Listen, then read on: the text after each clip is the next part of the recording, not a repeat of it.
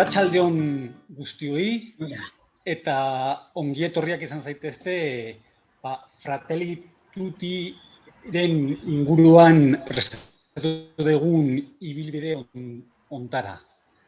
Decía que muy buenas tardes a todo el mundo y sed bienvenidos a este itinerario que hemos organizado desde la diócesis de San Sebastián y el Centro Loyola Jesuitas, pues para dar a conocer y para sensibilizar en torno a la última encíclica del Papa Francisco.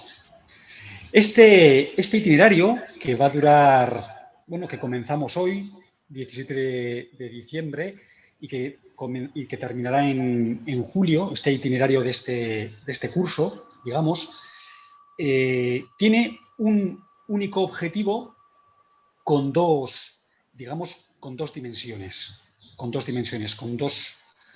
dos áreas. El objetivo es, pues, sensibilizar, dar a conocer y encarnar en la medida de lo posible, pues, la encíclica Fratelli Tutti del Papa Francisco. Y este objetivo fundamental, prioritario, básico, lo queremos hacer en dos niveles, tanto a nivel personal, pero también a nivel comunitario. La encarnación, la sensibilización, la reflexión, la actualización de la Fratelli Tutti, pues eso, la queremos hacer tanto a nivel personal como a nivel comunitario. Queremos suscitar dinámicas de encuentro, de reflexión, dinámicas de grupo, para que Fratelli Tutti sea una realidad, pues, en nuestros barrios, en nuestras ciudades, en nuestras diócesis, en las realidades que habitamos. Ha sido y está siendo una colaboración muy gozosa y muy satisfactoria entre la diócesis de San Sebastián y el Centro Loyola de los Jesuitas. Se ve que, bueno, pues que cuando trabajamos en común, pues cuando las sinergias se dan, pues que los frutos son fecundos y bueno, pues por parte de los organizadores estamos muy contentos con el itinerario preparado y también con la respuesta de la gente. Bueno, pues yo quería hacer estas primeras palabras introductorias y le paso la palabra a Manu Arrue para que nos presente al primer ponente de hoy y ya comenzar con la charla. Eskerrik asko eta ongi etorriak. Bienvenidos. Nik José Ramonen aurkezpena egingo dut. Sacerdote diocesano de Valladolid desde hace 26 años, 20 de ellos cura rural en Peñafiel, del Valle de Esgueva, y actualmente en Olmedo y los pueblos de su comunidad de Villar y Tierra. Pertenece a la Asociación de los Sacerdotes del Prado. Anteriormente perteneció al movimiento cultural cristiano del que fue conciliario del 2008 al 2011. Más tarde, en la Universidad Pontificia de Salamanca, hizo la licenciatura y el doctorado en Teología Práctica. Ha sido profesor de Teología Moral y Doctrina Social de la Iglesia en el Instituto Teológico Lumen Gentium de Granada entre el 2008 y 2014. Y actualmente es profesor de Teología Pastoral en el Estudio Teológico Agustiniano de Valladolid. Promueve el canal de YouTube La Doctrina Social de la Iglesia. Bueno, pues así, bienvenido José Ramón y bueno, tienes la palabra. Pues muchas gracias por esta invitación, por poder estar por primera vez en San Sebastián, aunque es verdad que no estoy, que sigo en el salón de mi casa, pero es la primera vez que voy a la diócesis de San Sebastián. Cuando trabajaba en el norte, antes de irme a Andalucía, muchas veces he estado en Vitoria y en Pamplona, en encuentros como estos, en torno a la doctrina social de la Iglesia, pero esta es la primera vez que me encuentro con vosotros en San Sebastián. Así que muchas gracias y también por invitarme a esta fiesta de cumpleaños, porque supongo que la programación de la diócesis ha caído así, pero comienza este ciclo precisamente el día en que celebramos el cumpleaños del Papa Francisco, que va a ser el protagonista de este encuentro, que gira en torno a su encíclica Fratelli Tutti. Comenzamos, como nos han dicho, con un ciclo de 8 conferencias de temas transversales que tiene la encíclica, que quieren ser una invitación a leerla, es decir, a que disfrutemos de este texto, de esta enseñanza, y que sirva para nosotros de motivo de encuentro, de diálogo, de aprendizaje y sobre todo de crear caminos de fraternidad y de reconciliación que tantos necesitamos. Lo que me pidieron es que hiciera una presentación inicial en torno a 10 palabras, como un vocabulario del Papa Francisco que nos vaya acercando a su pensamiento, para que podamos comprender lo que él nos está enseñando. Y cuando aprendes el vocabulario de una persona, no solamente aprendes el vocabulario de cómo se habla en su tierra, en este caso de un Papa argentino, sino toda la experiencia vital que él, su pueblo, su iglesia están aportando y que aparece también en esta encíclica. El título de la ponencia es ¿qué novedad aporta a la Iglesia y a la sociedad la Fratelli Tutti? Y creo que está muy relacionado este método que me habéis pedido de dar 10 palabras con lo de la novedad. Porque al explicar el lenguaje, resulta que para nosotros, que somos europeos, es una novedad la manera de entender la vida y que se expresa en este lenguaje que tienen los cristianos argentinos, desde su experiencia particular, desde su historia, desde su manera de vivir la evangelización. Novedad para nosotros, para ellos es una larga tradición, pero nosotros que somos de Europa, que nos creemos un poco el ombligo del mundo, incluso dentro de Europa muy localistas, muy centrados en nuestras pequeñas experiencias, pues escuchar a los países del sur y a través del Papa, el primer Papa que viene de Iberoamérica, de los países empobrecidos, es una gran riqueza. Voy a intentar desarrollar la ponencia dando como pinceladas, invitaciones a la lectura para después entrar cada persona o cada comunidad en el texto, y va a tener 3 partes. La primera es situar la Fratelli Tutti en el conjunto de la doctrina social de la Iglesia y del resto de las enseñanzas de Francisco. El segundo punto va a ser la novedad de la experiencia de Jorge Mario Bergoglio, que hoy cumple 84 años, y de la Iglesia en Argentina, que se rezuma en este texto como en todas las enseñanzas de este Papa. Y luego ya, por último, entrar en esas 10 palabras que resumen la encíclica y que son simplemente una introducción a muchos de los temas que se van a desarrollar en las siguientes conferencias que tendremos cada mes. Bueno, pues entramos ya en el primer punto, la tercera encíclica del Papa Francisco. Es la tercera encíclica porque sabéis que la primera que publicó fue Lumen Fidei, una encíclica hecha a 4 manos con el Papa Benedicto XVI, porque la mayor parte del texto ya estaba escrito, y que Francisco la terminó añadiendo pues, sus matices, su manera de pensar, y la firmó haciéndola suya. Y luego las otras 2 encíclicas del Papa Francisco, ya escritas enteramente por él, podemos decir que son encíclicas franciscanas. No solo franciscanas porque sean de este Papa, sino franciscanas porque, como su mismo nombre, hacen referencia a Francisco de Asís. La primera se titula Laudato Si, es la frase inicial del Cántico de las Criaturas, que creo que muchos de nosotros desde niños lo hemos cantado en misa. Por no sé aquí en Olmedo, los niños lo siguen cantando en misa con muchas ganas, lo de Laudato Si, o mi Señore, que es la alabanza a Dios por el sol, por las criaturas, y que, como sabéis, trata el tema de la ecología, del cuidado de la casa común. Y en esta nueva encíclica ha escogido otras palabras de San Francisco, que es Fratelli Tutti, todos hermanos. Son unas palabras de un texto de exhortación a sus hermanos y hermanas en la familia franciscana, al comienzo de la orden, pero el Papa ha escogido como referencia un momento de la vida del santo de Asís, que es cuando, en mitad de las cruzadas, él va a entrevistarse con el sultán Malik el Kamil para tener un diálogo con él. Y este encuentro entre San Francisco y el sultán, pues le ha servido también al Papa Francisco de referencia para ese documento sobre la fraternidad que él firmó en enero del año 2019 en Abu Dhabi, como un encuentro entre el catolicismo y el islam. Así que estamos ante la segunda encíclica franciscana y, según dice el mismo texto, la segunda encíclica social del Papa Francisco. Esto nos sitúa La encíclica en la larga tradición de la doctrina social de la Iglesia, que todos sabemos que en un sentido moderno empezó en 1881 con el Papa León XIII, cuando publica la encíclica Rerum Novarum sobre la situación de los obreros. Y además está muy arraigado todo su contenido en el magisterio social reciente del Concilio Vaticano II hasta aquí, incluso muy relacionado en su contenido con la enseñanza del Papa Benedicto XVI.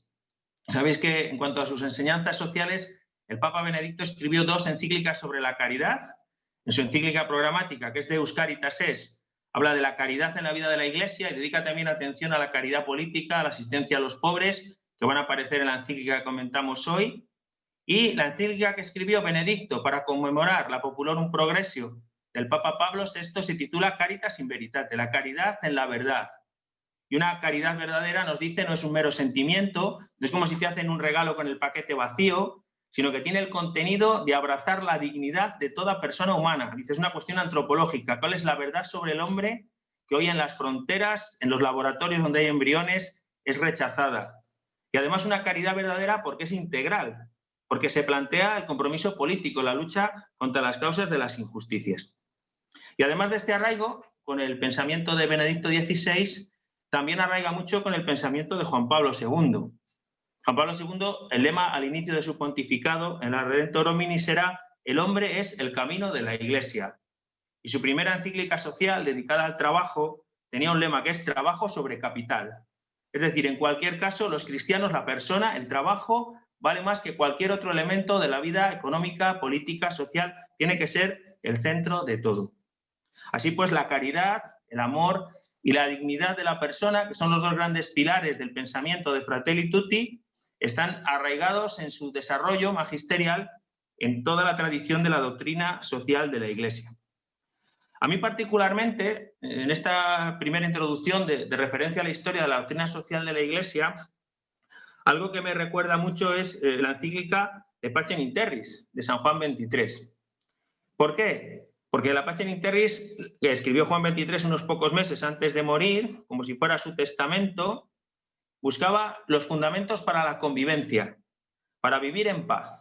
Tenía un capítulo sobre los deberes y derechos de las personas, la relación de las personas o de los ciudadanos con el Estado y la relación de los estados entre sí, para hacer una comunidad internacional de todos los pueblos.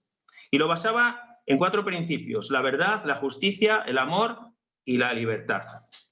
Y tuvo que hacer eso porque las circunstancias lo exigían. En esos meses del año 1963 se produjo la crisis de los misiles de Cuba, quizá el momento de mayor tensión en la Guerra Fría, donde se palpaba que podía iniciarse una guerra nuclear entre las grandes potencias, entre Estados Unidos y la Unión Soviética, porque la Unión Soviética iba a instalar misiles nucleares en Cuba, en el patio de atrás de Estados Unidos, para poderle atacar sin que tuviera capacidad de reacción. Y Kennedy amenazó a su vez con atacar con misiles a la Unión Soviética. Y la distensión que produjo esa encíclica, pues es algo que recuerda la intención que tiene ahora el Papa Francisco al escribir Fratelli Tutti cuando estamos en un momento de ruptura, de sombras, va a decir él. Cuando estamos en una nueva Guerra Fría, una Guerra Fría en la que para llegar a la Luna, con sondas todavía no tripuladas, o llegar a Marte, o para ver quién consigue antes la vacuna del COVID, las grandes potencias están en permanente competencia, como están en permanente competencia de desarrollo de nuevas armas o de conseguir poder en nuevas zonas geopolíticas, donde han aparecido nuevos actores que hacen que conflictos como el de Libia, el de Venezuela, el de Siria, el de Yemen, no se resuelvan porque son el teatro de operaciones donde Estados Unidos o Rusia o Turquía o China o Arabia o Irán están haciendo su lucha, como ocurría en la Guerra Fría, que tantos conflictos del tercer mundo no eran sino el escenario donde luchaban las grandes potencias. Y además es un momento donde se están rompiendo los equilibrios que había en muchos lugares. En la ciudad de Jerusalén, que se quería caminar hacia que fuera un lugar de paz, resulta que Estados Unidos y otros países la reconocen como capital de Israel, con lo cual es romper el equilibrio hacia el que se caminaba.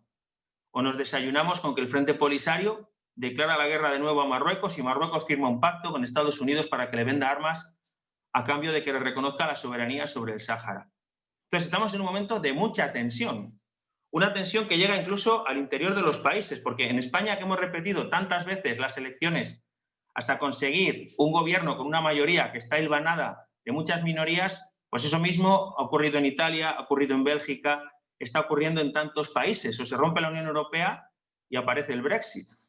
Todo este repaso rápido a la situación actual, creo que incluso más complejo que la Guerra Fría entre Estados Unidos y la Unión Soviética quiso afrontar Juan XXIII, es una preocupación para el Papa. Porque las redes sociales, la violencia en los discursos, el radicalismo de las posturas políticas, la manera irreconciliable de discutir, de excluirse, es un problema que al Papa le preocupa. Y además de afrontar esta situación social, él manifiesta otra intención, quiere recopilar su magisterio. Es decir, que después de haber tenido muchas intervenciones en sus viajes, cuando se encuentra con los líderes de otras confesiones religiosas, con los políticos, con los trabajadores, después de haber hecho mensajes en los que hay pequeños cuerpos de doctrina en su magisterio sobre los emigrantes, en torno a la jornada de la emigración, sobre las redes sociales, en toda la jornada de las comunicaciones sociales, sobre el papel de los movimientos populares, cuando se ha encontrado con ellos, o ahora en el confinamiento les dirige mensajes. Todo eso el Papa quiere recogerlo y darle un cuerpo doctrinal y darle una categoría superior dentro del marco de los documentos del magisterio al convertirlo todo en una encíclica. Y además, especialmente, quiere llamar la atención de nosotros, los católicos, aunque la encíclica está dirigida a todos los hombres de buena voluntad, sobre el documento de la fraternidad que firmó en Abu Dhabi con el gran imán de la mezquita de Al-Azhar, en el Cairo, con este personaje tan de referencia en el mundo islámico sunita que es Aman al-Tayeb. Y este documento sobre la fraternidad, al que cita continuamente como referencia en cada uno de los capítulos, así adquiere para nosotros también un carácter magisterial, de referencia, y un camino a seguir. En definitiva, lo que nos plantea esta encíclica son 8 capítulos que podríamos organizar de distinta manera. Podríamos jugar con las palabras de los títulos y decir que después de describir un mundo en sombras, un mundo cerrado, nos hace su propuesta de un mundo abierto y un corazón abierto. Y el capítulo 1, el 2 y el 3. Y luego ya en los siguientes capítulos afronta cuestiones concretas como pueda ser la política, la cultura, el diálogo, la reconciliación, el papel de las religiones. Aunque también es mucho más exacto, según el método de la doctrina social de la Iglesia, y que conocemos bien porque es el que usamos en los movimientos, que la encíclica es un ver, juzgar y actuar. El ver en el primer capítulo, que es la descripción del mundo actual, el juzgar del segundo capítulo con una iluminación bíblica, igual que cuando un grupo de militantes se reúne, escoge un texto para iluminar la realidad, él escoge la parábola del buen samaritano. El tercer capítulo, la iluminación para el juzgar desde los principios de la doctrina social de la Iglesia, y luego un amplio actuar, en que las mismas consecuencias se van aplicando a la política, a la cultura, a las fronteras, a las religiones, a los procesos de reconciliación. Bueno, pues esta es la propuesta que nos hace la encíclica en su conjunto y su lugar en la doctrina social de la Iglesia. Lo que quería presentar en un segundo momento en cuál es la novedad argentina del pensamiento de Francisco. Vamos a hablar de 10 palabras.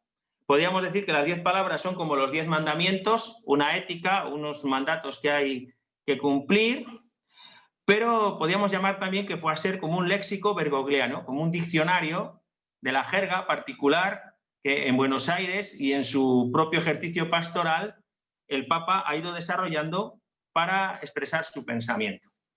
Y me refiero a algo más que esas anécdotas que nos damos cuenta de que nos trate de usted, porque estamos acostumbrados a leer las Biblias o los documentos de la Iglesia que están traducidos por españoles y dicen vosotros, ahora nos dan documentos iberoamericanos que dicen ustedes, ¿no? O que los argentinos digan vos, como si te encuentras con un americano no digas la palabra coger, se puede entender de cualquier manera. No, me refiero a otra cosa. Me refiero a que toda la vida de un pueblo, de una iglesia, se expresa en una teología, en un lenguaje pastoral, en una manera de predicar, y esa vivencia está en las palabras del magisterio habitual del Papa Francisco. Si habla en una entrevista o si escribe una encíclica, o incluso si está haciendo un discurso oficial en un parlamento, aparece sus inquietudes y su manera de hablar. En la experiencia del Papa Francisco está la vida de un muchacho de barrio de Buenos Aires, hijo de unos emigrantes italianos. y que ha sabido vivir y utilizar el lenguaje de ese pueblo para predicar. Cuando le escuchamos decir que dice no balconén o Dios nos primerea, pues son expresiones muy de barrio que incluso en otros lugares de Argentina o de Iberoamérica a lo mejor no entienden porque es su propio lenguaje. Pero además de esa experiencia, detrás de él está la historia de la nación argentina. Argentina es un país, lo cita la propia encíclica que estamos comentando, que se va generando por las sucesivas oleadas de migrantes. Es un país que cuando alcanza la independencia es un territorio prácticamente despoblado, muy pocos criollos, y van llegando españoles, van llegando italianos, van llegando alemanes. Él menciona en la encíclica que en la Guerra Mundial llegan muchos judíos y toda esa comunidad va configurando la identidad del país. Es un lugar donde a los españoles nos llaman gallegos, que seamos castellanos o vascos, y las comunidades de todas estas naciones, incluso por ejemplo los turcos, los maronitas que huían del Imperio Turco, pues también es común. Aquí decimos vamos al chino y allí dicen van al turco, porque es una situación normal de generaciones. Y sobre todo los emigrantes que están llegando en estos últimos años, siendo ya el arzobispo de Buenos Aires, la llegada de muchos bolivianos, ahora venezolanos, que muchos son esclavizados en talleres que funcionan como maquilas dentro de los mismos barrios de Buenos Aires, muchas muchachas que son prostituidas y sufren la trata, son vendidas a otros lugares del país. Esta acogida a los emigrantes más pobres que llegan a un país que a su vez se formó con emigrantes es una experiencia que está latiendo todo el tiempo. Y lo que es la experiencia de la gran ciudad de Buenos Aires. Cuando él habla de la cultura urbana, en Evangelii Gaudium habla de la ciudad como un lugar donde se dan todos los encuentros. Y esto es muy interesante, porque a veces hablamos en abstracto, las religiones, las civilizaciones, las ideologías, las identidades de género, los puntos de vista, como si fueran cosas de abstracto. Pero tú vives en una gran ciudad, te sientas en el metro, en el subte, como dicen allí, y el que tienes sentado a tu lado es de otra religión, de otra raza, puede estar hablando otra lengua, y llegas al trabajo y te paras a tomar un mate, y después, cuando están jugando tus hijos con los vecinos, es permanente la convivencia entre todas estas identidades diferentes. Por eso la experiencia de las grandes ciudades como lugares de encuentro, de convivencia, de trabajo en común, es muy interesante para esta cultura del encuentro que él quiere patrocinar. Con algunas cosas que tienen una repercusión grandísima. El hecho de que él, siendo arzobispo de Buenos Aires, fuera amigo personal del rabino Abraham Escorca. No solo amigo personal, sino que deciden tener un programa de televisión en la televisión diocesana, donde aparecen el arzobispo y el rabino dialogando de distintos temas, desde la perspectiva de la fe, que normalmente el campo de la fe común es lo que le está sucediendo al pueblo, y el Antiguo Testamento, que son textos en común, como buenos amigos, y eso sirve de referencia, eso se publica. Fijaros cuando, al año de su pontificado, Francisco visita Jerusalén, se lleva a Abraham Escorta e invitan también a Omar Abud, que es el responsable de la comunidad musulmana de Buenos Aires. Y los tres se abrazan en Jerusalén, delante del Muro de las Lamentaciones, y dicen, lo logramos. O sea, tres comunidades religiosas que en Buenos Aires somos amigos, convivimos, colaboramos, ojalá que en Jerusalén, que es centro del mundo creyente, pero también centro de un conflicto geopolítico grandísimo, lleguemos a encontrarnos. Pero hemos conseguido traer nuestra experiencia de Argentina, del Gran Buenos Aires, traerla a Jerusalén. Y también, desde la Iglesia argentina, hay que tener en cuenta su aportación a la teología. Yo recuerdo cuando Juan Pablo II le hacen papa, a principios de los años 80, empieza a hablar de teología del cuerpo y a interpretar toda la sexualidad desde la Biblia, empieza a hablar de una antropología adecuada, empieza a discutirle al marxismo en Labor en Exerces diciendo los cristianos dimos trabajo sobre capital, no lo entendían. Los profesores que yo tenía entonces lo criticaban, lo ignoraban, y luego descubres que era la expresión de la Iglesia de Polonia, que por ser de Polonia y estar al otro lado del telón de acero no deja de tener su propia teología, su propia filosofía, su propia manera de entender la pastoral. Y ahora el Papa Francisco nos está descubriendo la teología de la Iglesia de Argentina. Habíamos oído hablar en general de la teología de la liberación, pero son teologías de la liberación. Y en concreto en Argentina se viene desarrollando desde hace 60 años la teología del pueblo, basada en la cultura, en la religiosidad popular, en la identidad de la convivencia que está en la gente de los barrios, en su manera de sentir. Y esto siempre ha sido muy importante para Jorge Bergoglio. Siendo arzobispo de Buenos Aires, mandó que a Lucio Gera, que es como el gran maestro de esta escuela de teología del pueblo, se le enterrara en la catedral, como si hubiera sido uno de los arzobispos de la diócesis, como una referencia de la vida de esa iglesia que, como digo, rezuma en estos textos. Y también la experiencia de los movimientos populares.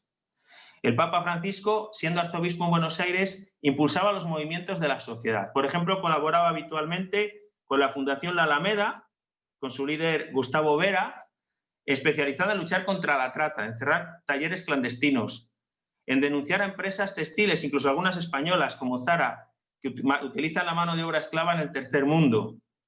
Y otras organizaciones como los cartoneros, ¿no? Se dio una anécdota en la misa de inicio de su pontificado, que él había escrito que nadie viniera de Argentina, que no gastaran un dineral en venir al inicio de su pontificado, pero algunos desobedecieron. Entre ellos Sergio Sánchez, que es un cartonero, líder del movimiento de los trabajadores argentinos, que se presentó allí y como no había nadie de la familia del Papa, ocupó el primer puesto en el protocolo. Y antes que todos los jefes de Estado y embajadores, un cartonero fue el primero en felicitar al Papa por el inicio de su pontificado. Fijaros que esta es la relación que el Papa tiene con los movimientos sociales y que vamos a ver que es muy importante en toda la encíclica. Y por supuesto, creo que en esto no hace falta insistir, la tradición pastoral de la Iglesia Iberoamericana, de Medellín, de Puebla, de Santo Domingo y sobre todo de Aparecida, ¿no? Esa iglesia en salida, esa conversión pastoral, ese cambio de estructuras de toda la iglesia y que él mismo fue el relator principal del encuentro de los obispos en Aparecida y después desde ahí pues ha llegado a todos nosotros, a toda la iglesia, empiezan a ser palabras comunes también entre nosotros. Bueno, pues esta experiencia que os he resumido muy deprisa es la que queremos recoger en estas 10 palabras. ¿Cuáles son las 10 palabras? Pues os voy a decir. Vamos a decir primero sombras, descarte, ilusión, samaritanos, sueño, local y universal, caridad política, encuentro, reencuentro y fraternidad. De cada una de estas palabras quería deciros algo que nos ayude a conocer la encíclica para después, familiarizados con el lenguaje, ir haciendo nuestra lectura de cada uno de los capítulos o participando en los encuentros que haya a partir de las distintas conferencias que se van a organizar cada mes. La primera palabra es sombras. Dice, estamos en tiempos de sombras. Cuando dice que estamos en tiempos de sombras, está hablando del fin de las utopías, los grandes proyectos de la modernidad, de la libertad, de la solidaridad, de los trabajadores, los proyectos de unidad entre los pueblos, como por ejemplo la Unión Europea, o los intentos de unir a los pueblos de Iberoamérica van cayendo. Incluso está el mismo proyecto de la ONU o de la multilateralidad entre los distintos países en un foro común va cayendo porque se van haciendo foros particulares, incluso los grandes países, las grandes potencias pasan de la ONU y actúan un poco por su cuenta. Habla de sombras porque menciona el fin de la conciencia histórica. Los jóvenes no escuchan, no aprenden de sus abuelos, de sus ancianos. Y una cultura que desprecia a los ancianos está despreciando sus propias raíces. Incluso hay planteamientos filosóficos que hablan de la deconstrucción. La deconstrucción, pues una palabra que se ha usado en la filosofía en los últimos tiempos, que es romper los conceptos, las identidades, para poderlo crear todo de nuevo. Incluso la misma identidad de los grupos y de los países la crean las ideologías inventando el relato de la historia, como que eso que ellos inventan valiera más que la propia experiencia del pueblo que ha ido viviendo y que guarda en su memoria los ancianos.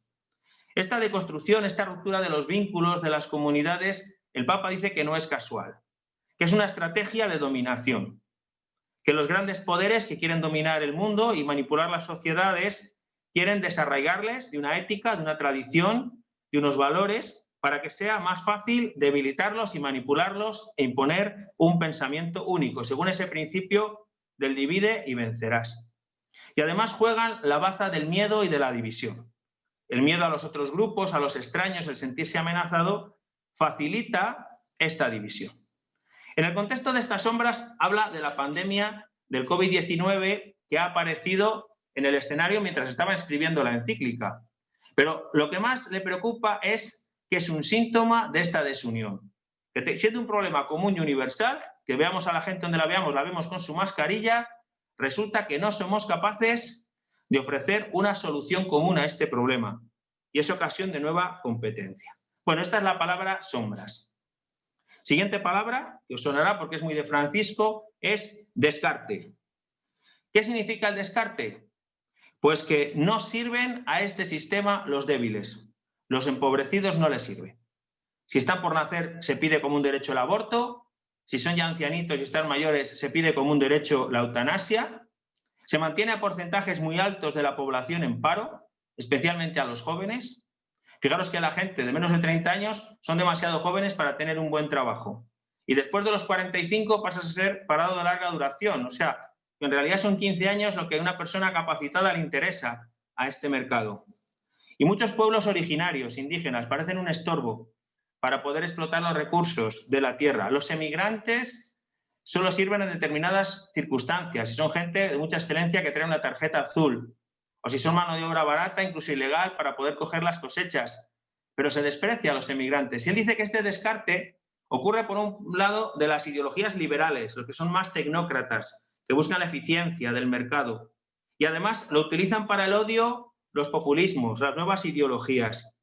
Con lo cual estamos en una situación en que los derechos humanos no son universales. Hay menos derechos para las mujeres, menos para los indígenas, menos para los enfermos, menos para los ancianos. No se reconoce los derechos universales de todos. Y fijaros que la palabra descarte es muy interesante, porque nos cuestiona a todos.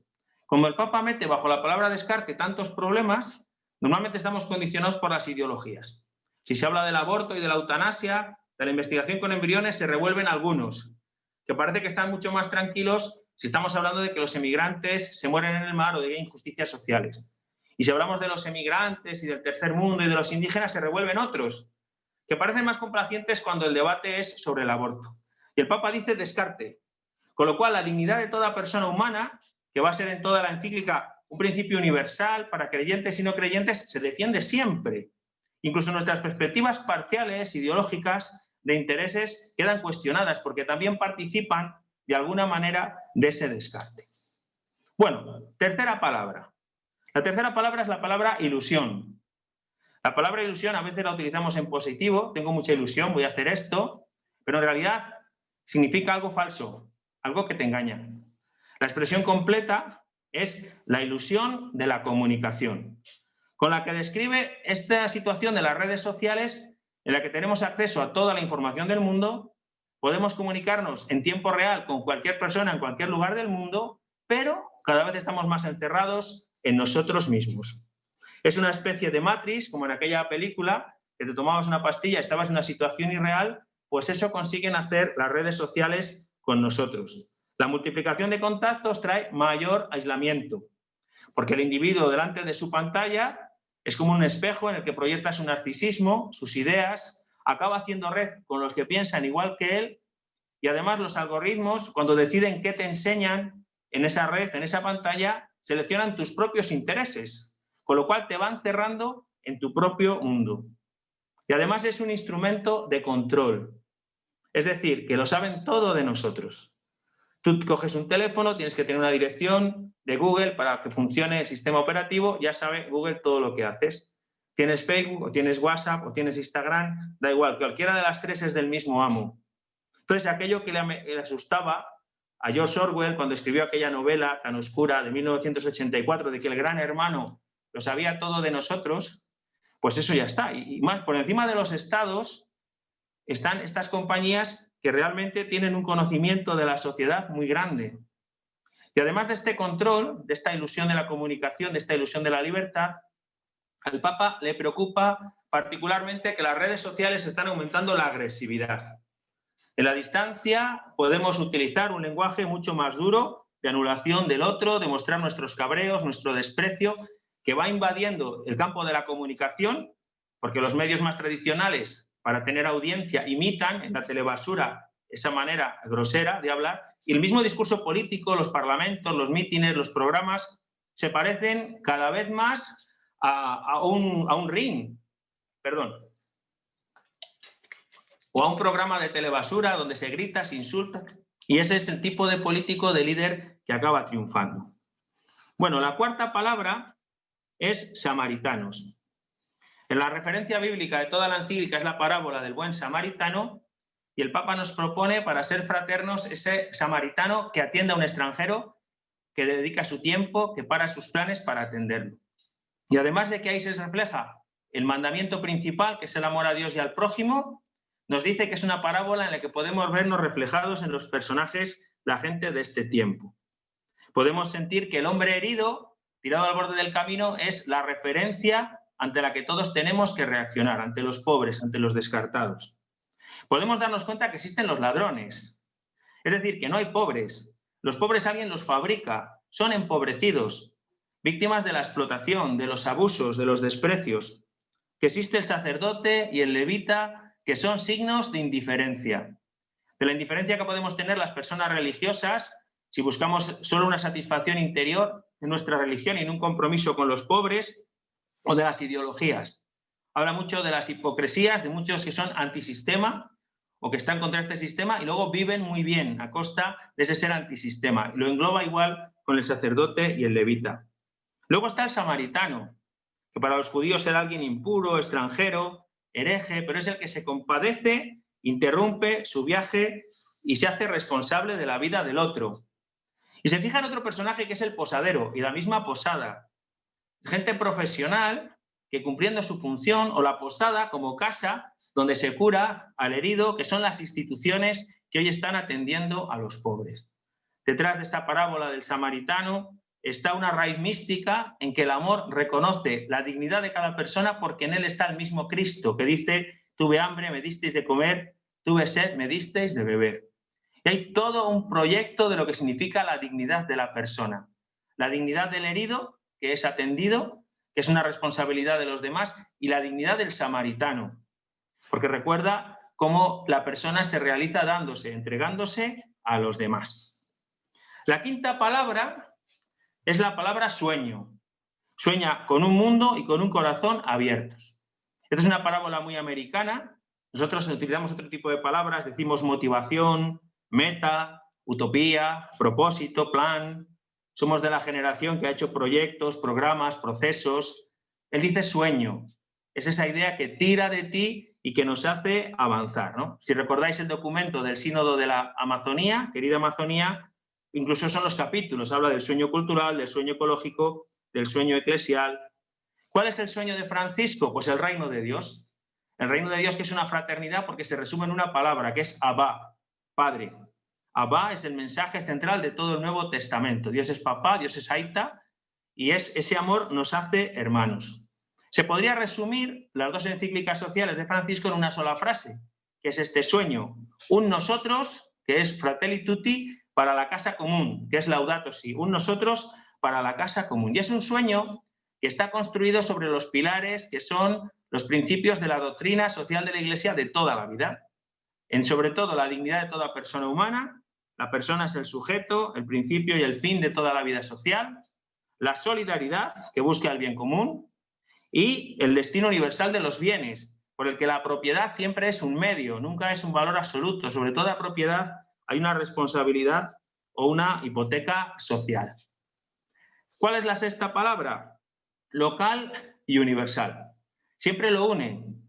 Pensar en lo local, en la cultura local, en las propias tradiciones, en la propia manera de festejar, en la ética tradicional que nos transmiten los mayores, y a la vez, desde ahí, saber que estamos construyendo un único mundo, que es la globalización. No es antiglobalización el Papa. Está contra la globalización de la indiferencia y contra la globalización del dinero, que manda y nos sirve, pero quiere sí una fraternidad entre todos los pueblos con las aportaciones de cada uno de ellos. Y cuando habla de este tema, ya sabéis que utiliza mucho la ironía. Habla de los universalistas, pero que son un universalismo abstracto, que después no toca a la persona, no tiene ternura, no sabe escuchar al otro. Y habla de los localistas, folclóricos, de museos muertos. ¿Por qué? Porque siempre es necesaria esta armonía entre cosas que a veces hacemos contrarias, nuestra propia tradición local y construir un mundo abierto para todos.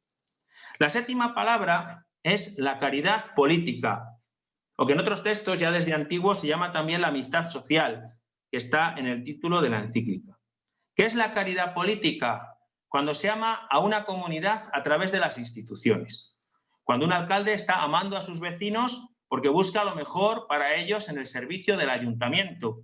Y así en cada una de las instituciones. Es una expresión muy antigua, porque ya los teólogos medievales decían que la política es la forma más alta de la caridad. En su expresión moderna es de Pío XI, que hablaba de la caridad política, de la justicia social. Juan Pablo II habla mucho de ella cuando habla de la vocación de los laicos, in Christi Fideles Laici.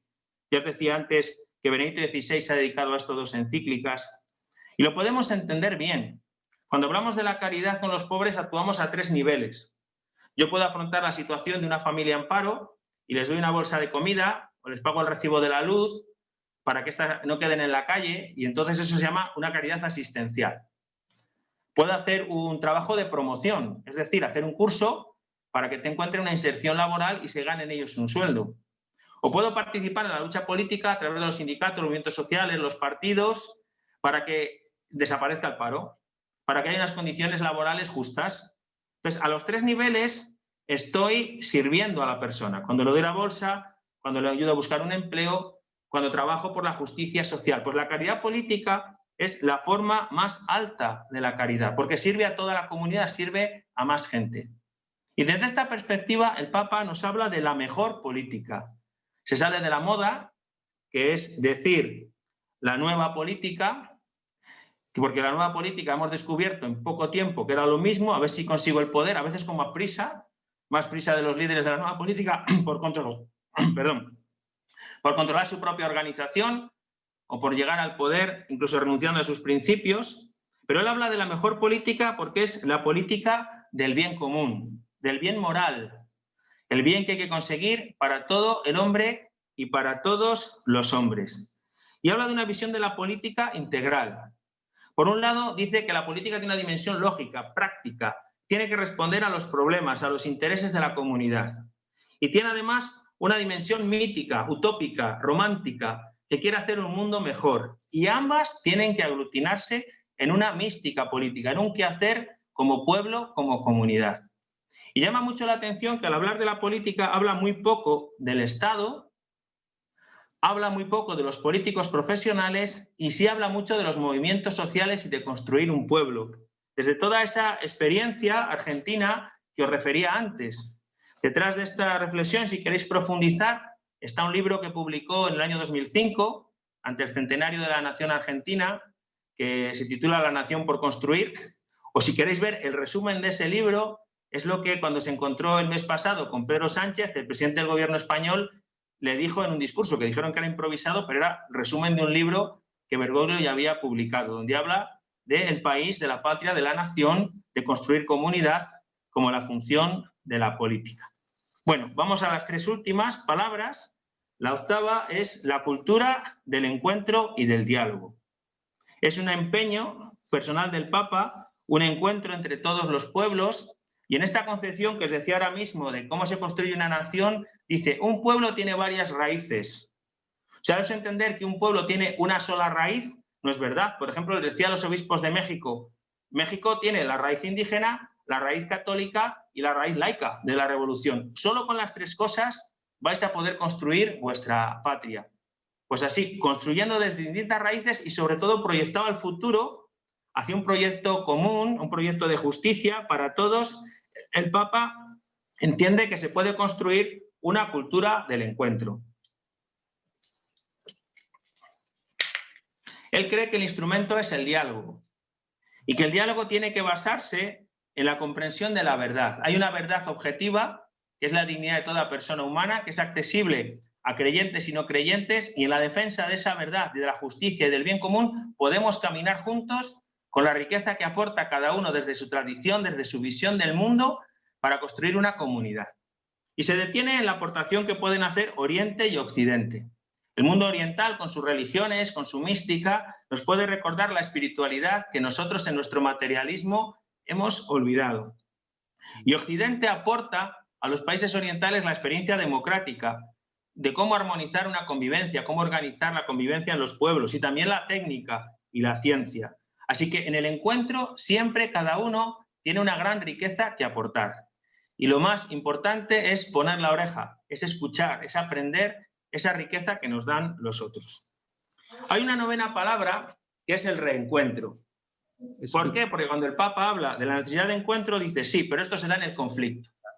Para nada hace un planteamiento infantil o irenista. Él les decía también a los obispos de México en aquella ocasión, no os importe discutir hasta que lleguéis a un acuerdo, porque siempre pasar por el conflicto, por la tensión, es un camino de creatividad. Y sobre todo dice que todas nuestras comunidades tienen detrás una historia de guerras, de terrorismo, de injusticia, de opresión, y que es necesaria la memoria y la justicia para llegar al perdón de todas esas situaciones violentas que se han vivido. Sin esta verdad y esta justicia no se puede construir la convivencia. Y para este reencuentro dice un no rotundo a dos ideas que están muy metidas en el pensamiento, no solo cristiano, sino occidental. La de la guerra justa, es decir, bueno, siempre habrá razones para recurrir a la violencia, y la de la pena de muerte. Bueno, algo habrán hecho, ¿no?, cuando les matan. Entonces, estas dos ideas, la guerra justa, la pena de muerte, el Papa dice no, y ya están erradicadas del magisterio de la Iglesia. Incluso ha mandado acabar de corregir el catecismo de la Iglesia Católica para que el no a la pena de muerte sea rotunda. Y la última palabra, después del reencuentro para la reconciliación, no podía ser otra que la palabra fraternidad, que es el objetivo y el tema de la encíclica, que es que todos somos hijos del mismo Padre y Creador. No podemos decir fraternos, es decir, hermanos, sin un Padre común. Y aquí ve que la aportación de las religiones es literalmente fundamental. Porque una concepción individualista, en la que el individuo aparece en la realidad y no sabe de dónde viene ni a dónde va, es difícil encontrar que el otro es un semejante, al que vas a respetar. Pero desde la concepción religiosa, si hay un creador común a todos, si hay un destino al final de la vida común a todos, estamos llamados a vivir como hermanos. Y ahí denuncia la violencia en nombre de la religión. Esa perversión que son los fundamentalismos, muchas veces utilizados por la política, por el nacionalismo, para cerrar a un pueblo sobre sí y enfrentarle a otros. Y se remite, una vez más, como ha hecho en todo el documento, a ese documento sobre la fraternidad que se firmó en Abu Dhabi con el gran imán Aman al-Tayeb en el año 19 y que al Papa le ha servido de referencia para esta encíclica. Si queremos concluir con esta idea de la fraternidad, que es la última de las 10 palabras, podemos coger la misma frase que da título a la encíclica, que es Fratelli Tutti del Evangelio. En Mateo 23:8 dice Jesús: todos vosotros sois hermanos. Y a continuación dice: uno solo es vuestro Padre. Y esta experiencia de reconocer al otro como un semejante, todo hombre, toda mujer, de cualquier religión, unos pueblos a otros, es en la que el Papa quiere que construyamos la fraternidad. Espero que os haya servido esta exposición para animaros a leer la encíclica y después para ir profundizando en cada uno de los temas que nos van a ofrecer tanto los centros Loyola como la diócesis de San Sebastián en las conferencias que organizarán cada mes de este curso. Muchas gracias.